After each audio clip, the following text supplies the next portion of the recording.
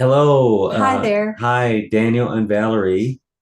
This is another episode of Shifting Perspectives, and we're going to change it up a little bit when Valerie and I get together on this. And we're not going to talk about a certain topic, except kind of check in with you and see how we're doing. And we just took a trip. We want to share that with you. And then what we have planned for the year of 2024. So Yes. we're really excited about that. Yeah. Want to check in with you, see how you're doing. Things are going well. As far as my healing journey goes, they're just continuing on. It's definitely a roller coaster ride. It's up, it's down, it's emotional, and a lot of epiphanies along the way, a lot of opportunities for me to stand in my power and really tell the doctors what I want, and opportunities to let go of some doctors, and a lot of opportunities to bring in people who are more aligned with my vision of healing. And so it takes a lot of strength, but things are going well. Things are going well. The mass. For those of you who don't know, I am healing breast cancer, and there's a mass in my right breast, and it's shrinking. So Yahoo, and that's without chemotherapy and without radiation. So I've learned a lot in this last year and a half, year and 3/4 actually. So everything's going well. And one of the big things that we're learning about all illness and disease, there's an underlying thing. And it's sort of like, I'm sure Valerie would agree that it's this whole journey is kind of like a catalyst for what we need to work on the core. Yeah. And what she was talking about, speaking her truth and make sure that the doctors know what she wants and aligning with those doctors and those professionals that listen to her. Yeah, that support my vision. It's really I grew up not being heard by my family, and so that's I get to heal this during this whole journey. So So yeah, yay! so it's kind of like if you really kind of go really high on this, isn't it that everyone is here to love and support her in Yeah, her being heard? And some of those people will challenge her to get into her truth and find out what she wants. Oh, she disappeared. There she is. sorry. So everyone is sort of giving her that challenge so that she could stomp her foot down. Yeah, And it's something that I talk about a lot with clients is that if you look at the world as here to love and support you, they're going to show up in the way that you need the most. And that's why like a narcissist will pair up with someone that needs to speak their truth. So kind of looking at it that way. So we just got back from this cool trip for Valerie's birthday. She said, I want to go to Winslow. go stand on the corner in Winslow, Arizona. Yeah, that's what I wanted to do. It's this little town, like there's barely anything going on there. It's going to become something of a hub for shipping containers, apparently. Yeah. But right now, it's just known for a couple things. Stand on the corner, and there's this hotel called the La Posada. And La Posada is the last Fred Harvey house, which is look up Fred Harvey. There's a whole adventure down that road, but they've restored this hotel that was on the site for demolition. And Wow. Wow. It was actually jaw dropping when we walked in the door, to think of this giant hotel, out in the middle of nowhere, really. And the restaurant is a five-star restaurant, absolutely delicious.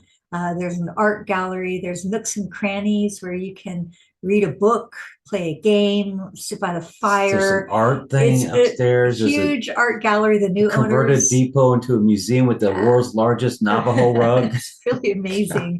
You can definitely go and spend a night or two at the La Posada and rest, really rest. And I would recommend spring or fall. Um, I think it'd be beautiful then. I bet the flower gardens are blooming and so beautiful. Yeah. So it was a really, really neat thing to do.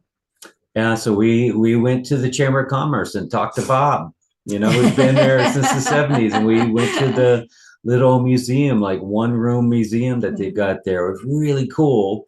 And then we went to Meteor crater. Meteor Crater, Yes. and that was awesome. Yeah. And what was really cool about it too was there was hardly anybody there, and there was snow left on the ground from a recent snowstorm. Mhm. And so it was cold and a little bit windy, Yeah. but the snow kind of gave it this magical look to it. Yeah, there's a ride, like a Disneyland style ride for everybody. So that was fun. And a movie you can watch about the history of the meteor. That It was was cool. pretty cool. It was a pretty cool thing to do. Yeah. And then on the So way out, I was just going to say, for the $25 that it took us to get in to see the crater, they added extra things like the movie and the 4D ride yeah, experience. So we felt like it was a pretty good deal to go out there and go check out all that. yeah, Yeah, and then we drove out of town for about an hour to the Petrified National Forest, and we've mm, always wanted to go out there, but it's kind of, it's another 20 miles out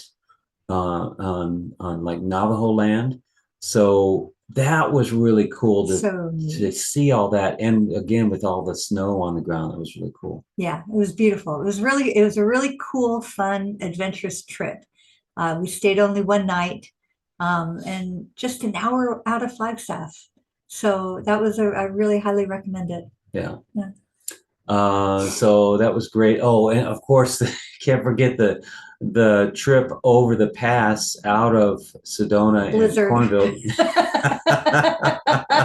We may have had like 5 minutes of blizzard max, Yeah, it but was just, the snow in your face, and the truck is sliding oh around, and my we're gosh. going 40 miles an hour and actually trying to stay behind an 18-wheeler who's just barreling on through.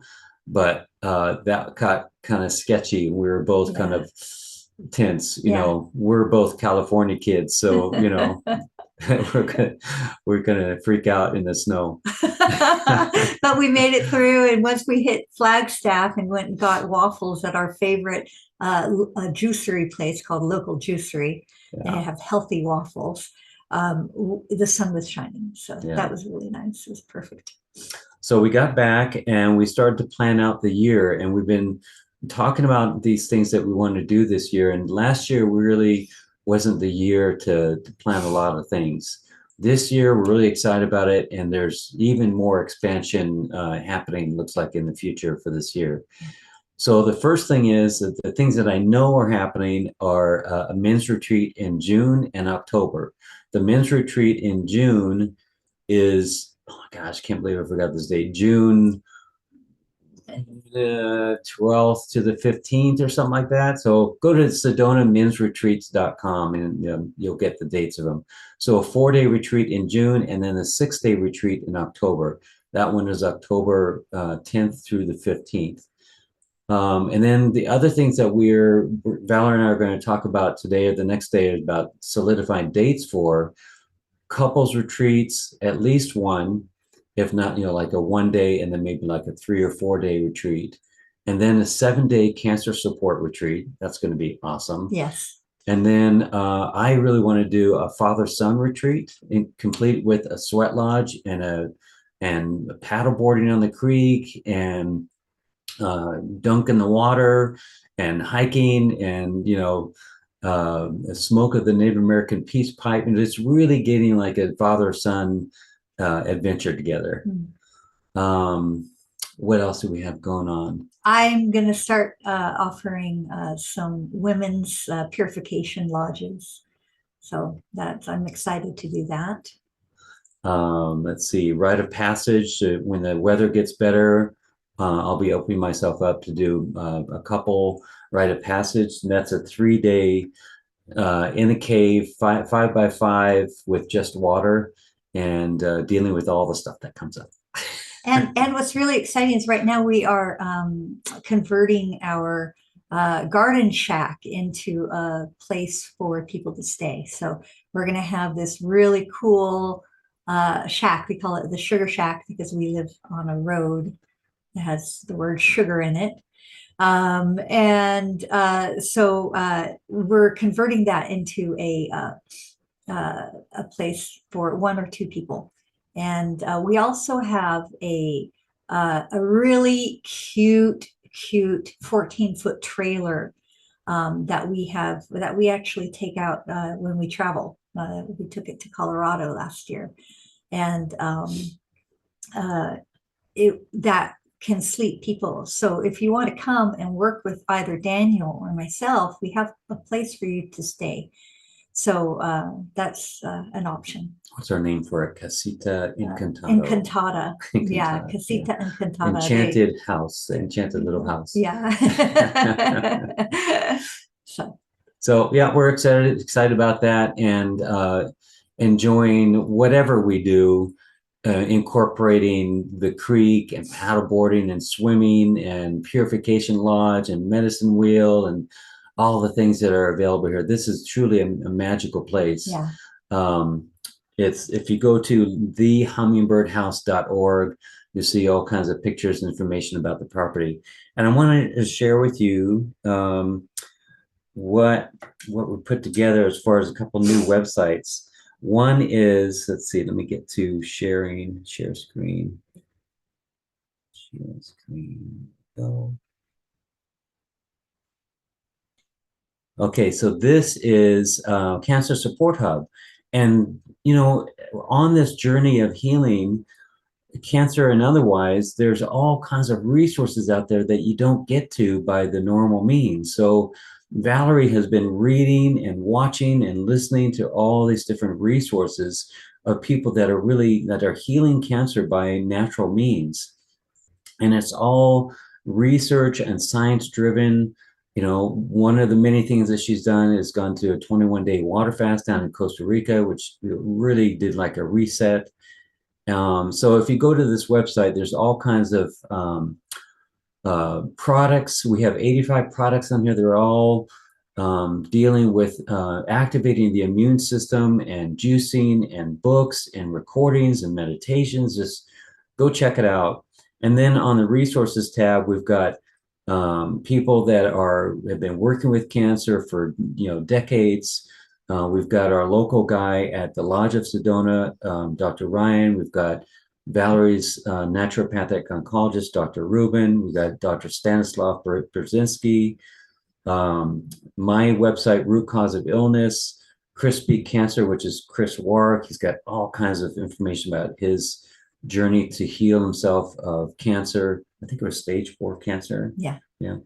And then, of course, services, water fasting, dark room retreat, the Williams Cancer Institute in Mexico, all kinds of stuff. So if you're on this journey, it's kind of like there's not much for you to see in the mainstream. So we want to create a hub so you get all these resources in one place. So it's one of those always growing things. Yeah, we'll continue working on it. And I'm going to be posting my blog. I have a little editing to do first, but I'm going to be posting a blog about my journey and some videos as well. Yeah, I'm looking forward. It's also not just for people with cancer.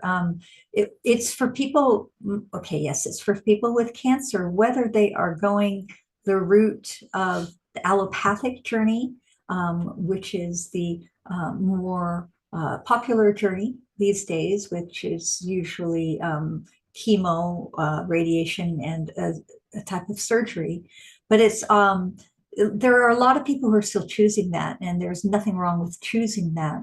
But these things that we're posting about can also support that journey. It's not just for people who want to go away from that journey. These are things that will help people support that journey if they choose. Whatever journey they choose, they're going to find support. They're going to find products. They're going to find different deodorants that you can wear if you're getting chemotherapy or radiation that have no aluminum in them.